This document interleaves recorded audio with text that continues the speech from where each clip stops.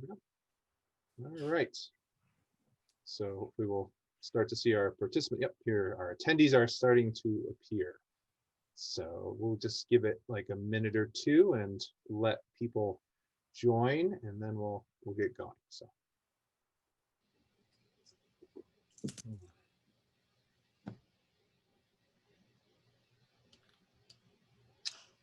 Excellent. I will close this off. In fact, I'm going to run over to Twitter and just post this link in case we have any last minute stragglers.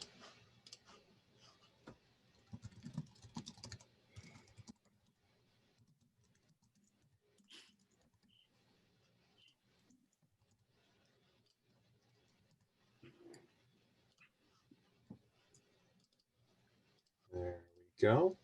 All right. So, all right.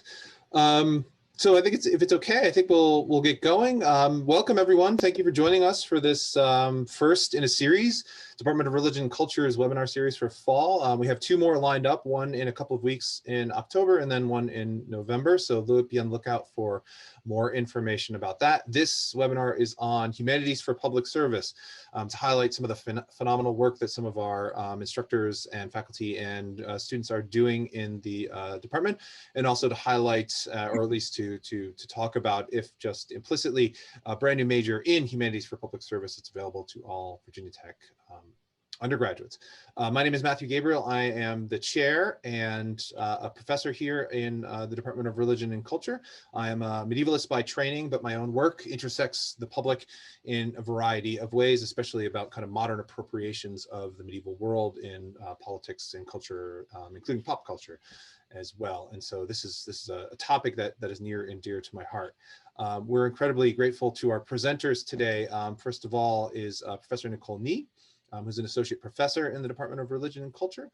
She'll be talking about fantasy and sci-fi in the public sphere. And then Jordan Laney, who will be talking about her research and work in Appalachian studies and how that intersects the public sphere. And then Sarah Plummer, who's a graduate student in the interdisciplinary aspect program, but is also a graduate instructor in our department in religion and culture, who will be talking about puppetry and protests. And I have to say, that's probably the best title of all of them. I don't want to denigrate anybody else, but how many times do you get puppets in a title? So I'm very excited about that.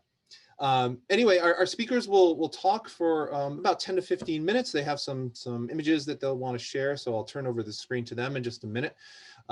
If you have questions, we will be delighted. There will be time at the end that we will be able to take some questions from the audience. You should have a Q&A button at the bottom of your screen, and so just feel free to submit your questions there, and then I will act as kind of moderator at the end, and I will bring them to the attention of the speakers, and we'll have hopefully a nice discussion to bring these ideas together at the end. So that is enough for me. I will turn it over, I guess, to Professor Ni, who will give our first presentation. Thank you, Matt. And hi, and now let me try to share my screen with you. And now can you see the title of my presentation, Fantasy Literature? Okay, so let me turn to the next slide. So I'm afraid that I actually don't have any interesting image to share with you. What I'm showing is an outline of my talk. I do have a lot to cover today, so now I have to get started. As a scholar of religion and literature, I currently study illegitimate religion and lowbrow literature. I study fantasy, a type of popular literature that reinvents magic to tell exciting stories. The history of fantasy in the modern West is embedded in the discursive formation of science, religion, and magic, three interlinked categories.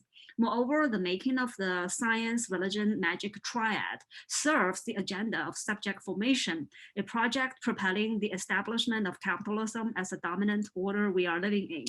Considering this, I view the history of fantasy as intertwined with that of religion on the one hand and capitalism on the other. In other words, the subject matter of my research project is fantasy literature, while the question I wrestle with in this project is a complex and shifting entanglement of religion and capitalism, as you can see on this slide. Let me flesh out what I just said. And speaking of the history of fantasy, some scholars take it to be a universal mode existing in pre-modern and modern, Western and non-Western narratives. This mode is supposedly non-mimetic, excuse me. It does not bother to represent consensus reality, or simply it contains supernatural elements. And I do not take this approach because the very idea of the supernatural as a deviation from empirical reality is a modern Western construct. Instead, I emphasize that fantasy as a literary or artistic genre or mode emerged in Europe in the second half of the 19th century, and that fantasy as a commercial label was invented in America in the late 1960s and early 1970s. The birth of fantasy takes two stages. The two births of fantasy are worthy of our attention because they correspond to the suppression and the resurgence of magic on the one hand, while on the other, the rise of industrial capitalism and the transition into information age, network society, and digital capitalism. The marginalization of fantasy in the 19th century and its mainstreaming in the late 20th and early 21st centuries attest to the different roles assigned to magic by the different phases of capitalism. So what exactly is magic? And what is the science, magic, religion triad? And what do I mean by the different phases of capitalism?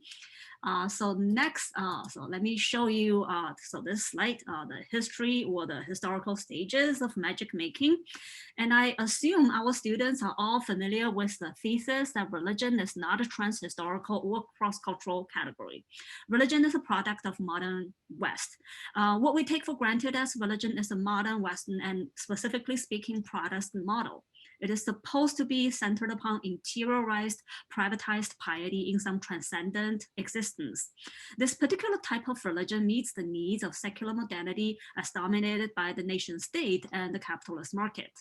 Religion and the secular are mutually formative and closely intertwined. Moreover, the religious-secular binary needs to be expanded to include the third pole, magic or superstition. If we see magic, or if we see science as representing the epistemological aspect of secularism, the religion-science interaction then is not a full picture because there is still magic, false science, or improper religion. Why do we need to care about magic? Because it is the dumping ground for whatever that does not count as science, the only legitimate access to empirical reality, or religion, the secular liberal model of religion. Ideas, practices, and traditions in the pre-modern or non-Western worlds, if they do not conform to science or religion, will be labeled magic or its close synonym, superstition. Magic or superstition was to be carefully policed and sometimes even targeted for eradication to facilitate the process of modernization. What was brought into being in this process I just described is a modern Western subject, the citizen of the nation state and the worker laboring in factories. So basically the subject in the public space. And the desires of the subject were properly channeled into the realm of science where humans endeavored to understand and manipulate the material world. And on the other hand, into the realm of religion where modern individuals pursued moral and spiritual cultivation and existential truths away from the public space. However, the deviant desires and behavior of the class, gendered, and racial other always persisted. The modern history of magic overlaps with the rise and transformation of capitalism. In the early modern period, Europe and America were overrun by witch hunts, the persecution and the purge of magical practices. Scientific theories of magic aimed to sanitize the already stigmatized flourished in the late 19th and early 20th centuries. In the late 20th and early 21st centuries, so almost 100 years later, magic came back in various counterculture and new religious movements. These three stages of magic making overlap with the mercantile capitalism, industrial age of capitalism, and informational capitalism. In the 16th and 17th centuries, the principal mode of capitalist accumulation was trade and finance within Europe and between Europe and its expanding colonies across the world. Like slave trades, witch hunts contributed to primitive accumulation because it helped to expand the social reproduction of labor by confining women within the domestic sphere, or more specifically their own bodies, to reproduce more labor force. In this light, magic of Caliban and the witch was the pre-modern and non-Western worldviews and practices that must be excluded to expand the existing labor force and to make the modern Western subject, that is the white male bourgeois subject. In the late 19th and early 20th centuries, industrial capitalism was established. It was based on the capture of physical labor in terms of abstract labor time. What played a driving role in this period was a large Manchester-style factory that mass-produced standardized goods. The epitome of this mode of accumulation is the Fordist factory of the 1960s. It is no coincidence that social scientists became interested in theorizing magic and superstition when industrial capitalism was taking shape. The goal of magic making or magic suppression was to manufacture the standardized subject as rational in the public workspace and spiritual in the domestic realm. The magicless man is the hardworking factory worker who seeks proper social recreation or reproduction at home and cannot overindulge himself. In the post-1960 world, industrial capitalism was in crisis and gradually gave rise to a new mode of accumulation. After mercantile capitalism and industrial capitalism, capitalism entered the information age. This new mode of production is dominated by digital technologies. The widespread of information and communication technologies at workplaces and in everyday life has caused a radical reorganization of labor and capital. The new raw material for production is data, information of various sorts. The subject at work engages in physical as well as cognitive and affective labor. The final products are immaterial goods and services.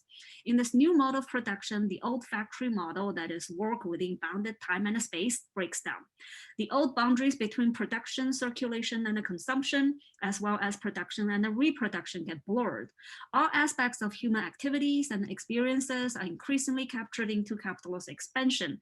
Magical countercultures and alternative spiritualities are no longer dangerous distractions to be avoided, but help to fuel the new spirit of capitalism. Now I repeat a point made earlier. The two-staged birth of fantasy corresponds to the establishment of industrial capitalism and the transition into the information age. It is scholarly consensus that the modern genre of fantasy was born in the post-Enlightenment West, and as a byproduct of industrialization in the late 19th century. Unlike the other literary genre, fantasy is characterized by its commitment to imagining the impossible.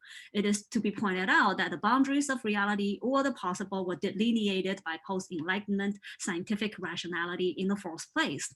And there is a religion, science, magic hierarchy in the literary field, with a realist novel adopting the role of religion to cultivate the individual, and science fiction seeking legitimation from science, while fantasy sinking to the bottom with magic. Fantasy's deviation from reality is a downward turn in that, as superstition fiction, its imagination is corrupted by the intellectually erroneous and emotionally self-indulgent. In the 19th century, novels invoking fantastic or superstitious elements were dismissed as frivolous, if not detrimental. It took shelter under the rubric of popular entertainment, especially children's literature. For instance, early fantasy writers such as George MacDonald, Rider Haggard, and J.R.R. Tolkien all wrote children's fantasy novels, while the adult world is a world of factories where the modern subject works for a certain amount of time every day to produce goods and valorize capital. Fantasy was marginalized because it deviated from secularity, the manifestation of secularism in literature and culture. More significantly, fantasy must be marginalized because it made no significant contribution to the capitalist accumulation in the industrial age and threatened to corrupt the working class. Fantasy was relegated into the realm of entertainment and consumption. It only helped to regenerate labor power, but at the same time distracted the worker by offering mindless escape from reality and easy fulfillment of deviant desires. And then, so right now, fantasy's devotion to alternative subjects and imaginary worlds, since it requires innovation and resonates with the new spirit of capitalism, so fantasy actually is experiencing a mainstreaming. In the digital age, capitalism seeks knowledge and emotions, prioritizes differences and innovation, and puts the body, mind, and soul of the human and even non-human people to work. and it has rediscovered the formerly marginalized fantasy. Fantasy has mainstreamed in the post-Fordist, post-industrial world, its vices turning into virtues.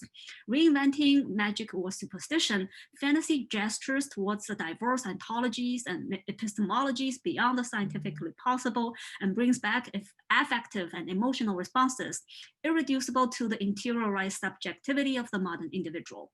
We do not have to be reminded that fantasy is a dominant cultural form of the early 21st century and a vibrant sector of the creative industry. It has grown into transmedia franchises covering a wide range of media platforms such as print literature, films, TV, video games, other commercial projects, and non-commercial fan products and activities. Various religious traditions, whether legitimate or illegitimate, have been mined to build fantastic story worlds and subjects. In my research, I study how the contemporary remaking of religion, as encapsulated and enacted in fantasy literature, has been deployed to either valorize capital or to quest for genuine alternatives. And this is my quick survey of the history of fantasy literature in relation to religion and capitalism. And I hope to share with you my case studies in the near future. Thank you.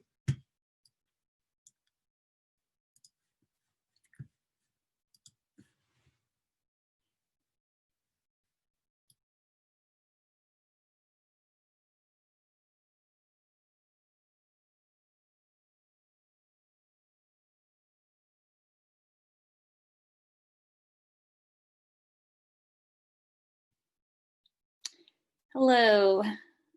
So I believe I'm up, and let me set a timer here. Awesome.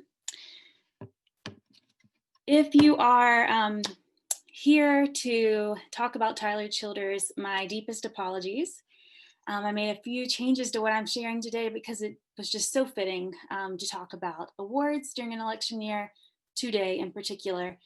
But I am always eager to chat about Paintsville and Hickman Holler's Big Star, so please reach out or feel free to bring him up. But to not take this opportunity to share my research about the International Bluegrass Music Association's awarding process seemed wrong. So that is what I'm going to talk about today. I study particularly representation, power, and identity within the Appalachian region, specifically identifying the stories that we tell about ourselves and finding ways to open those stories to more equitable futures. Largely, I do this through music and understanding musical communities, specifically the bluegrass community. And this is the single most important week of the year for the bluegrass community. Some may argue that today, the last Thursday in September, is actually the most important day of the year for quote unquote grassers. In any year where when we are not weathering a global pandemic, thousands upon thousands of bluegrass fans from across the globe would be in Raleigh, North Carolina, enjoying conferences, workshops, networking events, free concerts, showcases, and other trade association activities. This is not a small gathering. Last year, there was a reported 218,300 people at the event, and the weekend culminates in an award show, a formal red carpet event, bluegrass Grammys of sorts, with insider jokes and references solidifying the unique sense of community that the genre depends on. I have never intended to study awards. The language used by the IBMA, the stage performances and festivals kept me quite busy. However, when presenting my work to colleagues outside of the bluegrass community, I was challenged to quote unquote prove it when I argued that women in bluegrass were underrepresented. See, I study my own community, traditional music spaces in Central Appalachia at large, which poses a number of methodological problems, specifically understanding the divide between emic and edict knowledge, knowing things through an embodied experience, such as how women are expected to act, and the vast divide between access and representation, and knowing how to translate that to the quote unquote outside world. So to most pedestrian listeners, the word bluegrass means Alison Krauss or Dolly Parton, and the notion of a male-dominated genre is quite surprising. And while my study of representation relied heavily on qualitative analysis and interviews, proving quantifiably that women are underrepresented did lead me to the awards show and the awarding system within the genre. And while I do look to the narrative construction of the genre What I'm going to focus on today are numbers. So as I studied the awarding system, I began to ask, what is the function of this IBMA award? And what can we learn about the genre and ourselves by looking at this process, particularly how we perform, knowing that the outside world is watching us perform for ourselves. Using biopolitics and Black feminist theory, I frame these questions to better clarify politics of recognition within the bluegrass genre. And perhaps of interest to our talk today in particular is the topic of methodology. Specifically, how can archival work reveal the desires and fears of the public, and in turn share those findings with the public to begin conversations across academic public divides? Or in short, how can we be of service to those we study beyond expanding knowledge? The IBMA began presenting awards in 1990 to recognize outstanding achievement and pioneering efforts in the genre as determined by professionals within the industry. Since 1986, professional members of the trade organization have bestowed honors and awards on individuals and organizations making contributions to the music. Many argue that an award from the IBMA is the highest recognition one can receive within the genre. Historically, we see that typically traditional culture is not simply validated or recognized through external stereotypes, but often through internal awards processes and professionalization, hence the long lineage of fiddle competitions. The material practice of legitimization within dominant systems is directly tied to this awarding process. My analysis of award winners involved counting each year as a separate entry rather than each performer. For example, if a woman won Bass Player of the Year 3 years in a row, I would count that as 3 separate entries rather than one, depending on the performer. And I'm going to share super quickly my findings with you. Maybe.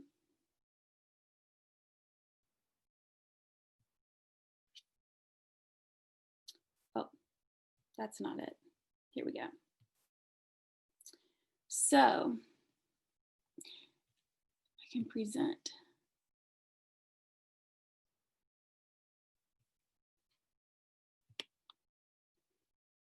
Move this. For Broadcaster of the Year, there were 5 total awards that went to female performers, women performers. A total of 28 years that it was awarded with 28 total winners. So then you see the percentage here.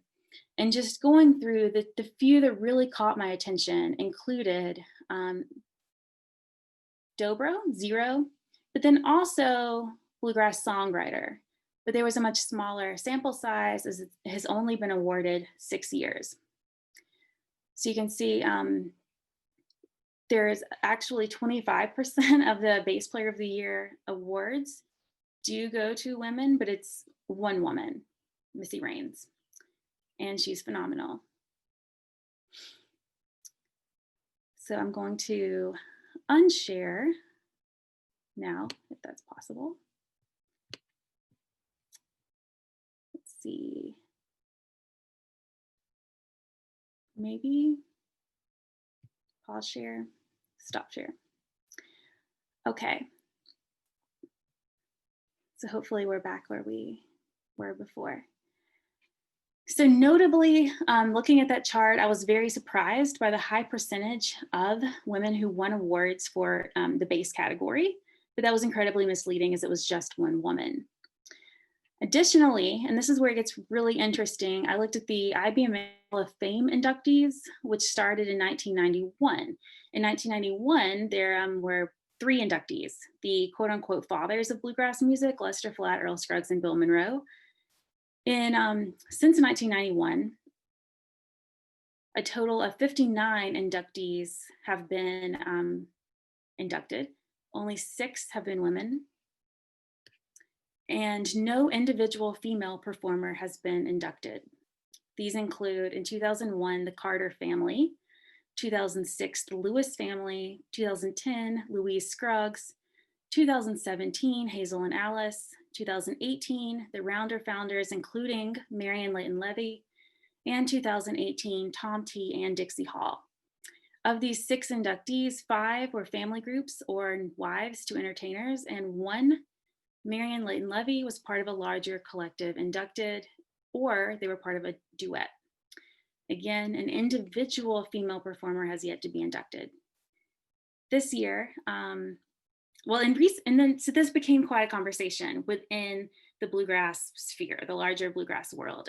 Fabulous induct Bessie Lee, who was one of Bill Monroe's early bass players. Pens have been created, petitions were signed, more than one op-ed piece was published about the lack of recognition for women within the genre. However, not only has bluegrass managed to avoid being part of the Me Too movement, but it also seems that we've taken 1 step forward and 2 steps back, inducting 6 men and 0 women into the Hall of Fame this year.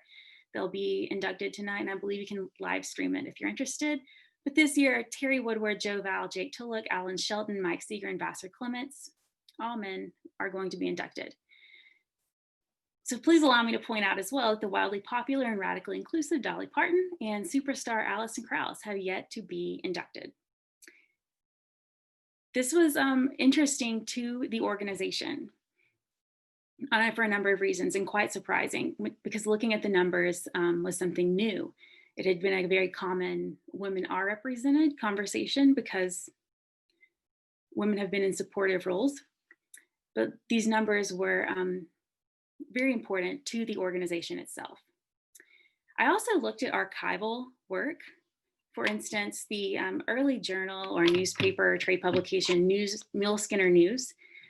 I went through as many archives copies as I could find. I think I was missing 2 years from 1972, a few volumes then. But I found a particular issue that noted Bluegrass Award winners sponsored by the Mule Skinner News. With a cover photo of the recipients, 1 female was featured, Wendy Thatcher, who won the first featured female vocalist. That award did not reappear the following year. On page 10 of the same publication, in an article on the WYCB radio by Joe Wilson, an image that I would like to share from Joe Wilson was found. And the caption for this image, before I share it, was Jack Cassidy, Ralph Mayo, and the Southern Mountain Boys back up an unknown duet.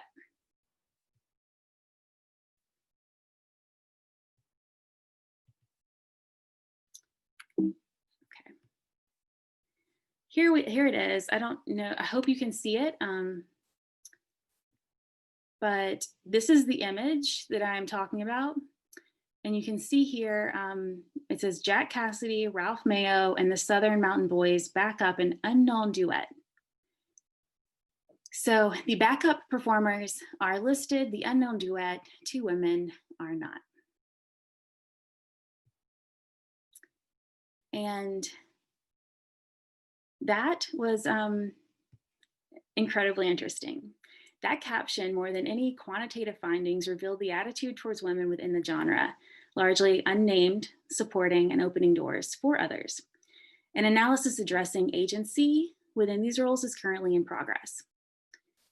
And to be clear, women in bluegrass are present, but not always visible. Women are performing, but are not always recognizable. And looking at the awards process, including this recognition and the ability to be recognized by the quote unquote bluegrass public, I made 4 general observations. Prizes are capital, meaning they hold power exchangeable and valued. Performers are eager to establish social capital within the hopes of economic capital and the desire of subjectification of being an awards recipient. Here's my timer. Awards entice individuals to act in the interest of the award giver. This was incredibly interesting and showed up again and again in archival evidence, considering agreements that were made when performers worked for free, volunteered their time, or one of my favorite examples of this was, of course, the Carlton Haney story, wherein Haney desperately wanted Buck White to perform at Camp Springs. Buck did not accept Haney's invitation, so Haney brilliantly created an award so that Buck would have to travel to Camp Springs to accept the award. Further, accepting an award establishes a special relationship and power dynamic with the donor. 3, upstanding civility and values are often assumed with the gifting of an award. Julian Gersten notes that the micropolitics of authority and hierarchy that arise from musicians working together, depending on one another and competing, is the ongoing construction of authority in musical scenes and reputation building. And it's a pervasive theme in most performers' lives, unquote. Gersten expands to define the reputation as the informal consensual evaluations by which performers judge one another's competence and relate to one another in a social network. Reputation is an ever-present concern for most performers. The authority of the giver bestows a confirmation of the goodness of the receiver. 4, the event is an important affirmation of the material objectivity of bluegrass. David Harvey writes, the need for capitalism to accelerate and turn over in time and consumption has led to a shift of emphasis from production of goods to the production of events, unquote. Robertson Davies asks, quote, can it be that society arranges itself in psychological patterns of which ceremonies are the outward signs, unquote. Awards shows ceremonially confirm who we are and where we are going. The events hold a mystical and ritualesque quality. One of the most vivid examples of the power of the Ibm Awards event itself, or the aura of attending, to apply Benjamin's concept, was the Tony Rice moment in 2013, when those who were in the audience were able to hear Rice miraculously speak again. So with these in mind, I think about the history of the genre. And by history, I mean genealogy, or the emergence, the layering and gradual erosion of different practices of subject formation, to borrow a phrase from Nyong'o, while heeding to Barbara Ellen Smith's call to elaborate on how women are engaged in socially necessary activities, how women are embedded, indeed hidden, within gender division of labor that is allocated different tasks and status to women and men, unquote. So this line of inquiry invites a personal interrogation as well. What are we doing as academics and why? What stories are we telling about the communities and about ourselves? Who are we rendering invisible? What is the motivation for a space within the bluegrass community void of politics?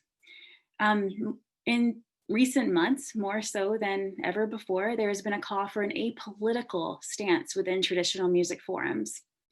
What is at stake if fiddles and banjos are seen in their full political context, complexly oppressive and empowering depending on time and location? Again, I ask these questions because I believe we can do better. The analysis I presented today clearly neglects the role of Black and Indigenous performers and musicians of color, but new work, largely by performers, is revealing a foundation built upon appropriation within traditional music. Should we look and listen with attention to what has not been named, listed, or accredited, we will find that bluegrass music has much to owe to Black performers, people of color, and women. It wouldn't be such a stretch now to evoke the words of Tyler Childers to attempt to remind the region, particularly white rural folks, of their own politically saturated riotous history that is in truth often nothing short of radical and revolutionary. In the traditional sphere that I've just mentioned often claims apolitical naturalization of simply being, however, now more than ever, reminds me of Arundhati Roy's words that the moment breath enters the body, it becomes political, unquote. And it's heavy work to analyze a community history that is held deep within public knowledge, generalizations, and myths, to find the erased areas and attempt to fill the holes in a public space with the public. But I'm really grateful to have the opportunity to do this work. And that's all.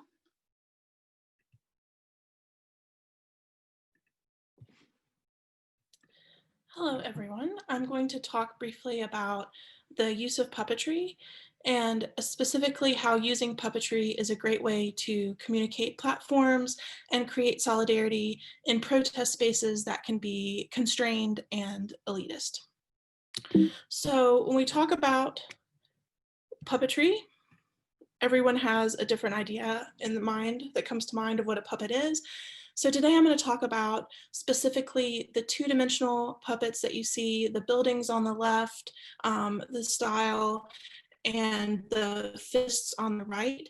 They are made out of cardboard, they're quickly fashioned, the materials are easily sourced, and they can be used in conjunction with masks or with other puppets in protest. They're easily transported.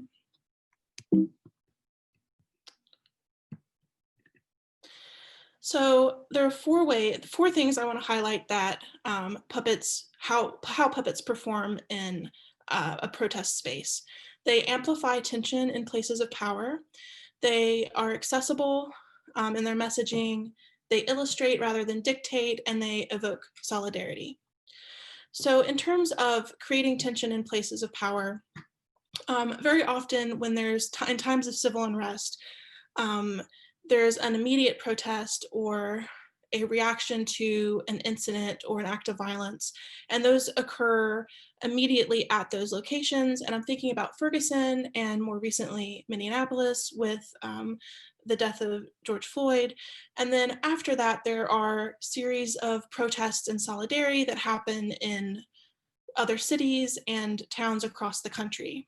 And it is those kinds of subsequent protests that are planned and permitted and advertised that I want to specifically talk about today, because those are where we see puppets, if for no other reason but that there's planning involved and the puppets seem to appear. So those protests function, I argue, very much like a parade. If we talk about the genre of a parade, they're permitted, they are constrained by what streets people are allowed on, by the time of day and the hours that you're allowed in the street. Because they're planned, police or military are there to prevent people from moving beyond the constrained space. There's a very specific flow of traffic from point A to point B, and it is very often the parade route for these communities. And it's important to, I think of parades as places where power is expressed and maintained through 4th of July, through nationalism, through demonstrations of military service people. And so the way that puppets amplify, there's already tension there when a group comes together and has a protest in a parade space that maybe counter dominant philosophy or counter governance or counter state power. But puppetry amplifies that by creating unexpected images you would never see alongside, Santa Claus or the homecoming parade, such as these caribou on the left or these skeletons. And they create a strong impact, not because it's one skeleton, but because there's repetition in the image, and it doesn't get lost in a sea of unique signs. And also because puppetry disrupts the flow of movement from point A to point B. Puppets go up and down, side to side. They move much quicker and much faster than a person walking. So it visually disrupts the flow of a parade genre. And also they can pause and create a scene, create a small skit of theater. And so within a parade-like genre of the permitted protest, they create spaces in which are separate while being a part of the overall protest. Protest signs have trended toward being more funny and more interesting and more quirky over the years, and you always see after a protest an online photo gallery of the 100 most weird protest signs from across the country. And this creates a barrier to access for a lot of reasons. One, because the amount of words that are squeezed onto protest signs, and these aren't even the most text-based that I've seen. And that creates a barrier to people who do not speak English, who are English language learners, or people including native speakers who do not have the proficiency to read a lot of text as it goes by in a protest. They also create barriers to people who may not know all of the cultural references. So if you see references to pop art or to cartoons, you may not get those, and that also creates an elitist atmosphere among the protesters. And also, often these signs directly speak to the last tweet a politician made or the last thing that was said. And if you are not somebody who has access and ability to be up to the minute on news at every moment, that also feels like a barrier to access as well. And I'd also point out that these signs and many signs that you see are very much about the individual as a person in the protest. These are as much about the person holding the sign as they are about the greater issue. By contrast, puppetry can really simplify the image and create a message that is much more accessible, which leads me to my third point, that puppetry in a protest illustrates rather than dictates. So imagine, if you will, all of these fists that are puppets, and they're moving up and down and in a certain direction in a cohesive movement to one side. And on the other side of the street, you might have a two-dimensional cardboard tank with a police officer on top, and he or she might be constructed like the skeletons with movable arms and legs. And imagine these fists moving and picking up speed and fury and moving toward the tank and sweeping the tank out from under the police officer. So rather than a protest sign that says defund the police, with that being a slogan that is a huge point of contention and everyone not always aware what defund means, and then there's conversations about rhetoric, it illustrates a more specific point about the demilitarization of police, and it allows for more people to feel solidarity because there's a simplicity in that message. And to my last point is that used in protest, these kinds of puppets visually create a feeling of camaraderie, collectivism, solidarity, allyship for those who are viewing it.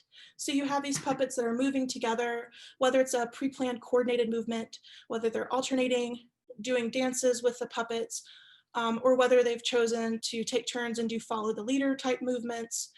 It visually demonstrates solidarity in a way that individual and unique protest signs don't, or don't always. And more than that, most of these groups that come to puppet shows, and Box Cutter Collective or Bread and Puppet, bring extra materials or bring extra protest signs or protest puppets, and volunteers are also recruited to participate. And so for those who are actually manipulating the puppets and are participating in that way, it creates a sense of solidarity and collectivism for those who are creating moments of theater in protest spaces as well. And thank you very much. That's all I have.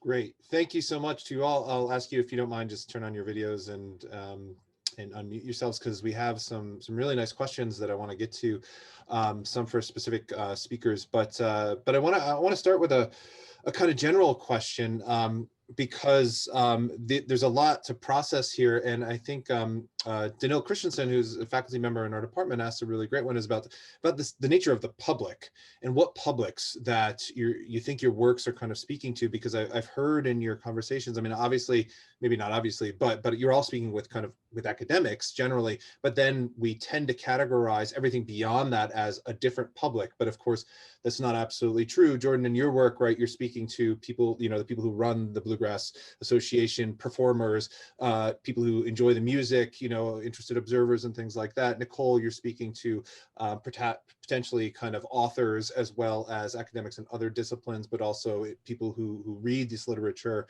Sarah, like protest goers, protest viewers, like there's an interesting thing too with your work about the relationship between online and in person. And in some ways, I like what you pointed out is about people who make signs, like they're extremely online, but they want to be in person. So they have a good sign so they can be back online, like on the best of videos and stuff like that. So maybe if you could just speak for like a minute or two about the different publics and what challenges or opportunities speaking to those variety of communities can hold for your work.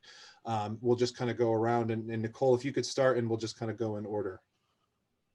Okay, so I'm really grateful to Danielle who raised this question, and I think like this public question is crucial. And my quick response to this wonderful question is that when I look at the question, I was thinking about a synonym in relation to public and a antonym. So the synonym I was thinking about is common. So I'm actually thinking about like the relationship between these two ideas. So what is the public and what is the common? And I'm also thinking about the shifting relationship between the public and the private. Because, well, as you all know, I study religion and in the modern world, and religion has been relegated into the private sphere, even though like as scholars of religion, we emphasize again and again that religion actually has a public role to play, and religion has always been active in the public sphere. And my research actually is one of the many projects in which we try to demonstrate that religion actually is still relevant in like various ways in the public space. And in my research, actually, I noticed that the divide between the public and the private is a constructed one. And so this divide is like always shifting.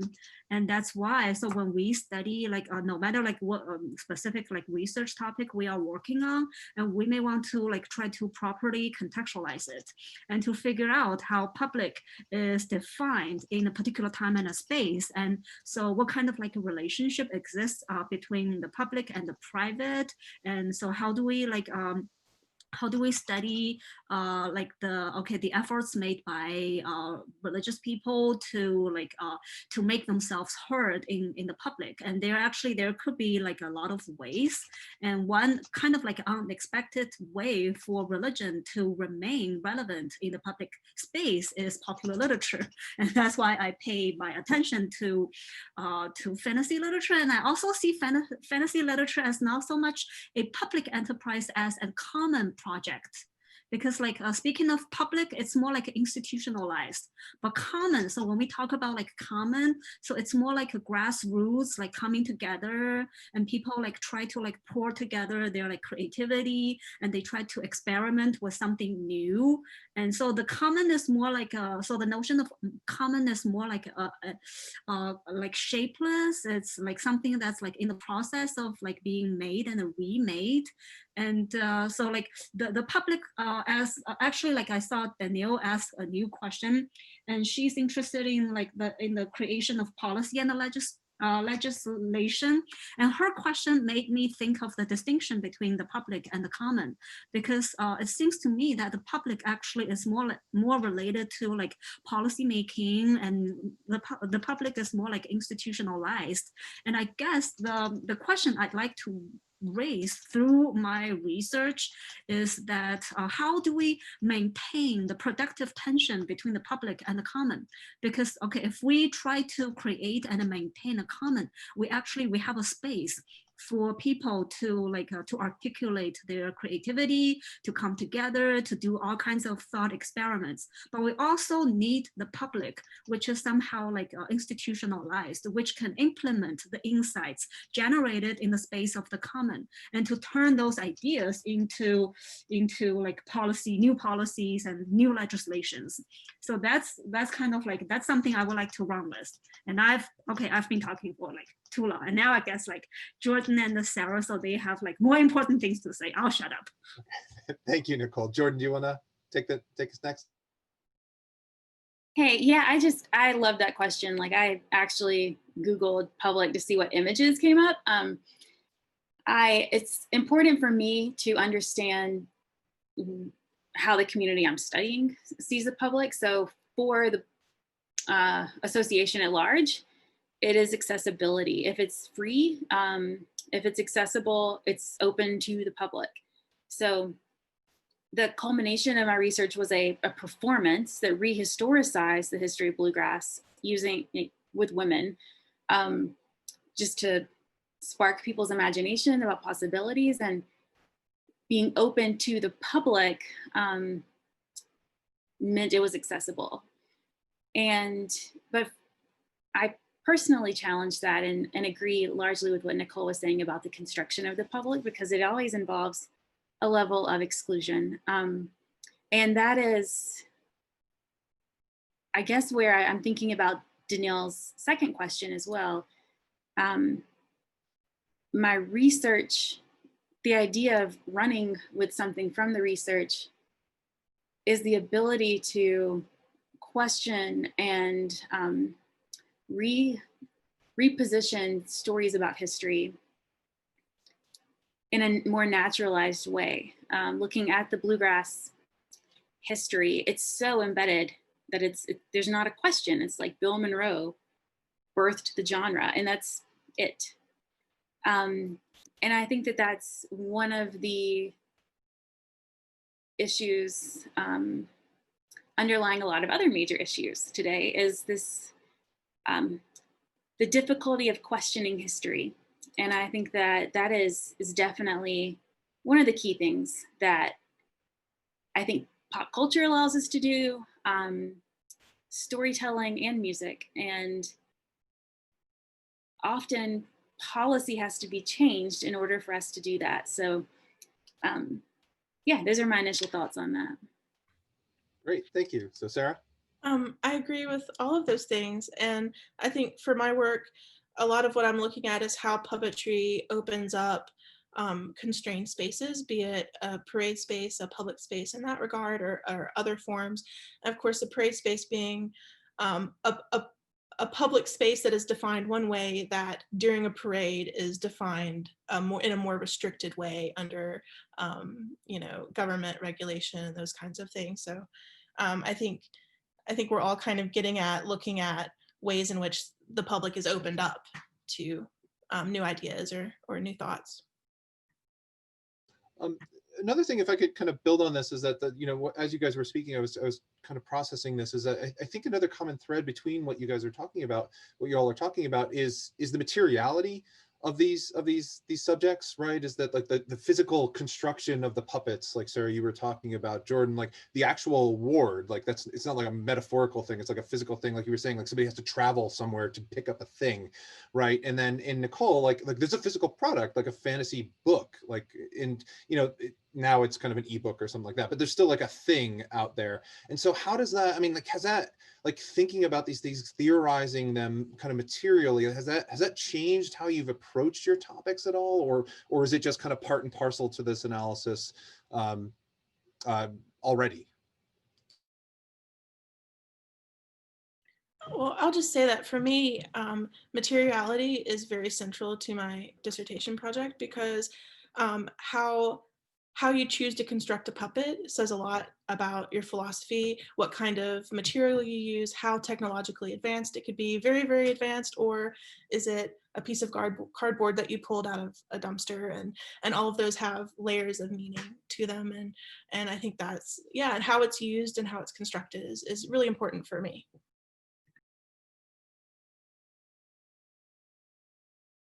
I'll just echo that, yeah, one of the most pivotal moments in my research process for this project was being able to work in the Berea archives as a fellow and touch like the material products that were made at the festivals during this time, and see the images that were chosen and taken and how they were captioned incorrectly.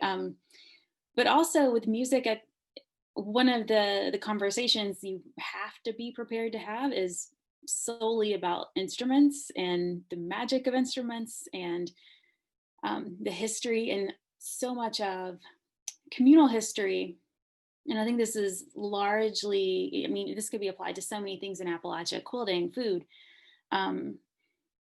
pottery, basket making. So much history is put into embedded material practices. So for luthiers, where, you know, like, where did the wood come from? I think with something like music, where there is it's centered around a physical object, it is crucial. But the archives, the posters, even the ticket stubs were all central in understanding what women did. Luckily, there were a lot of young photographers at the early festivals, so I, you know, was able to see where women were actually working, who was backstage, who wasn't, who was granted access to this quote unquote public event. So yeah, central. Yeah, and now I echo with what Sarah and Jordan just said, and physicality or materiality is definitely a central theme in my project. So if we look at the very concept of magic and the very concept of fantasy, and materiality is definitely there. If we compare religion in the modern Western Protestant sense with magic. So like the modern Western Protestant understanding of religion is disembodied piety. It's interiorized, privatized, depoliticized. But magic is problematic because it is the opposite.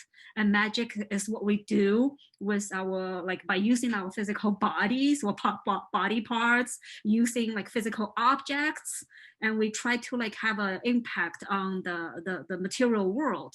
So magic is like materiality per se. So magic is like how we, as part of the material world, try to manipulate the material world.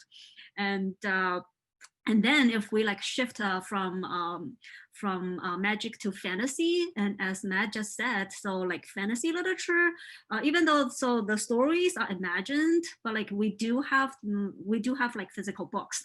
And today, if we look at fantasy as a cultural industry or creative industry, and then we do have material and immaterial and material goods. So I'm thinking about like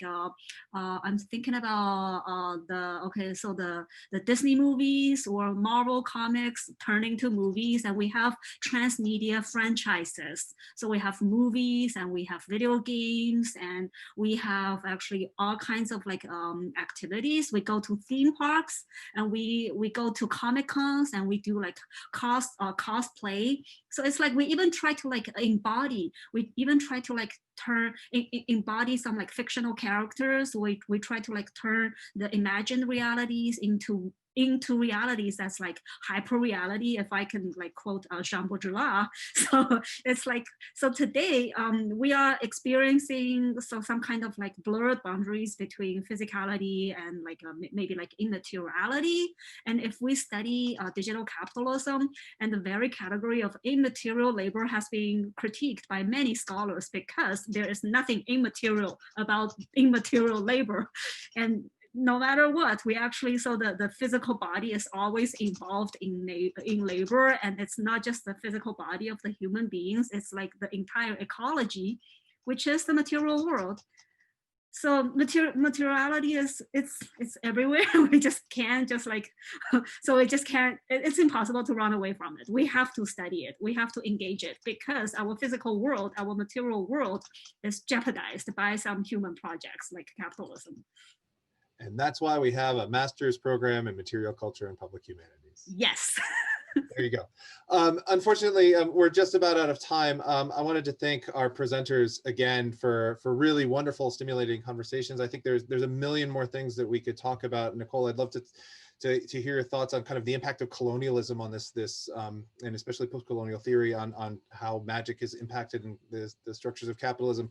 Jordan, as I think one of our guests pointed out, is that I'd love to hear more about the structure of the board and how that's changed over time with these awards. And then Sarah, as a medievalist, like, you know, you're talking about puppetry and elitism and access and stuff like that, like the pre-modern theory of visuality, I think would just be a fascinating kind of comparative lens to think about too. So that's just me, but I'm sure there's million other things. But again, thank you so much for joining us.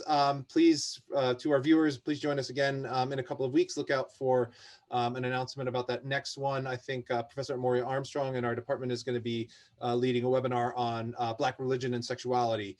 So it should be really wonderful with some guest speakers there. So until then, thank you all. Have a great afternoon. Stay safe, wear a mask, and we'll see you soon. Bye-bye.